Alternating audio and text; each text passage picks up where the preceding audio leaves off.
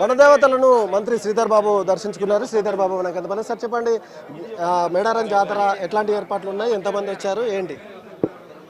అంటే లక్షలాది మంది గత 45 రోజుల నుంచి సరిదాపు ప్రతిరోజు కూడా ఈ జాతరకు రావటం, అన్ని సౌకర్యాలు కల్పించే బాధ్యతతో ఈరోజు రాష్ట్రానికి సంబంధించిన దేవాదాయ శాఖ, అదేవిధంగా జిల్లా యంత్రాంగం, ఇక్కడ ఉన్న మంత్రివర్గ సోదరిమణి సీతక్క గారి ఆధ్వర్యంలో ఈ రాష్ట్ర ప్రభుత్వం అన్ని ఏర్పాట్లు చేయడం జరిగింది.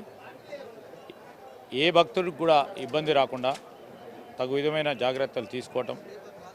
ఈరోజు ఒక పక్కన రెవెన్యూ యంత్రాంగం, పోలీస్ యంత్రాంగం, ఈరోజు ట్రైబల్ వెల్ఫేర్, అదేవిధంగా స్త్రీ శిశు సంక్షేమ శాఖకు సంబంధించిన అధికారులు, పంచాయతీరాజ్, ఆర్ఎన్బి, అన్ని విభాగాలకు సంబంధించిన సమన్వయంతో ఈనాటి వరకు కూడా ఎక్కడ కూడా ఎవరికి ఇబ్బంది జరగకుండా చేసే ప్రయత్నంలో యావత్ రాష్ట్రానికి సంబంధించిన యంత్రాంగం ఇక్కడ ఉంది.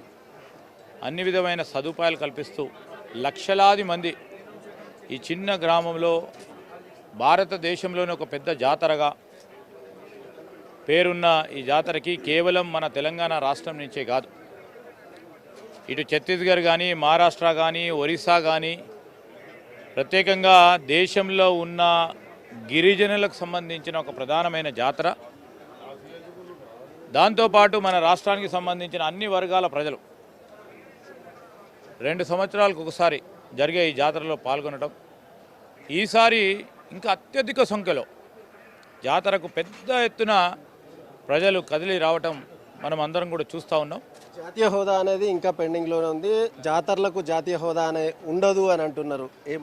సార్, ఈరోజు జాతీయ హోదా అని కాదు, జాతీయ ఫెస్టివల్గా దీన్ని గుర్తించమని కోరుతా ఉన్నాం.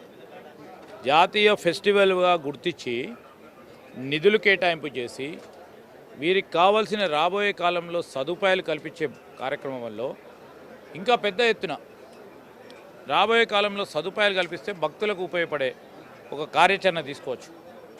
ఈరోజు ఇన్ని లక్షల మంది ఇంతమంది వస్తూ ఉంటే జాతీయ ఫెస్టివల్గా ప్రకటిస్తే ఈరోజు కేంద్రం నుంచి వచ్చే సహాయం పెద్ద పెట్టిన రావడం జరుగుతుంది.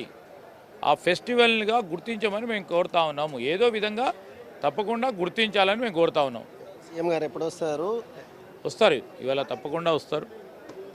మరి ఈ దేవతలను దర్శించి రాష్ట్ర ప్రభుత్వ సంక్షేమానికి వారు కూడా ఈ దేవతల ఆశీస్సులు తీసుకోవడం జరుగుతుంది. పర్మనెంట్ స్ట్రక్చర్ అభివృద్ధి ఏమైనా ఉంటుందా మేడారంలో?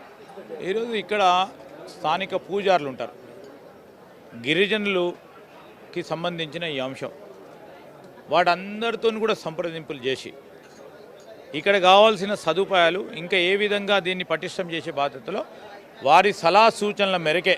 ఎందుకంటే ఇక్కడ ఈ గిరిజనులకు సంబంధించిన పూజారులు ఈ వ్యవస్థ వారు ఏ విధంగా చెప్తే ఆ విధంగా రాష్ట్ర ప్రభుత్వం చేస్తూ ఉంటుంది. దానికైతే జాతీయ ఫెస్టివల్గా గుర్తిస్తే ఆధారంగా నిధులు వస్తాయి, ఇంకా అభివృద్ధి చెందుతుంది. అయితే సీఎం మరి కాసేపట్లో రాబోతున్నట్టుగానైతే మంత్రి శ్రీధర్ బాబు చెప్తున్నారు. ఇక్కడ గిరిజన పూజారులు ఏ విధంగా చెప్తే ఆ విధంగా అభివృద్ధి చేసేందుకు తాము రాష్ట్ర ప్రభుత్వం సిద్ధంగా ఉందని మంత్రి శ్రీధర్ బాబు అయితే స్పష్టం చేస్తున్నారు. కెమెరామెన్ వెంకట్ యాదవ్తో సారంగపల్లి ఎన్టీవీ, మేడారం నుంచి.